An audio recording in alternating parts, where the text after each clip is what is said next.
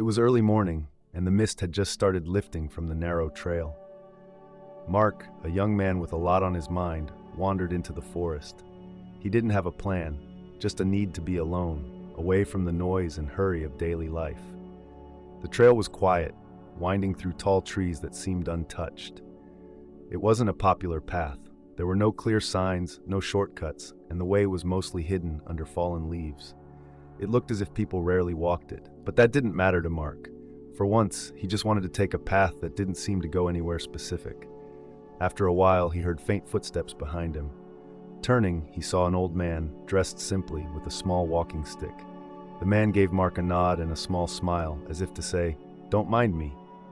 "Morning," Mark said, nodding back. "Good morning," the man replied, his voice soft. They walked together for a while, each step quiet, crunching leaves underfoot. The old man didn't say much, and neither did Mark. They just walked in silence, the way only two strangers on an empty path could. The silence wasn't uncomfortable. It was more like a shared space. Eventually, the man spoke, breaking the silence. "Why this path?" he asked. Mark thought for a moment. "It's quiet," he said, "and I needed that." The old man nodded, as if he understood more than Mark had said. "People often think they need to go somewhere big or loud to find answers," he said, "but sometimes it's the quiet places that tell you the most." Mark considered this. "I'm looking for direction," he admitted, "but I'm not sure where I'm going. Just seemed right to get away for a bit." The man smiled.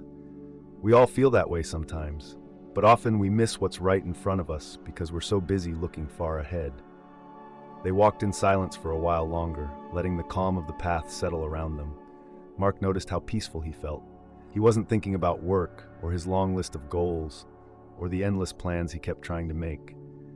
After a while, they reached a small clearing where the trees opened up to let sunlight in. There was a bench there, almost hidden by the growth around it. The man motioned to it. "Care to sit for a while?" Mark agreed, and they both sat, watching the sunlight filter through the trees. "Have you noticed," the man said, "how quiet can bring out thoughts you didn't know you had? Almost like there's a voice inside you that gets drowned out by all the noise." Mark thought about this, nodding slowly. "I guess I never give myself time to really listen to it." The man smiled again. "That's the thing about paths like these. They don't push you to go faster, and they don't have big signs telling you where to go. They just let you be. And sometimes, in being still, you see things more clearly." For a moment, Mark looked around. The leaves, the scattered sunlight, the gentle sound of wind through the trees.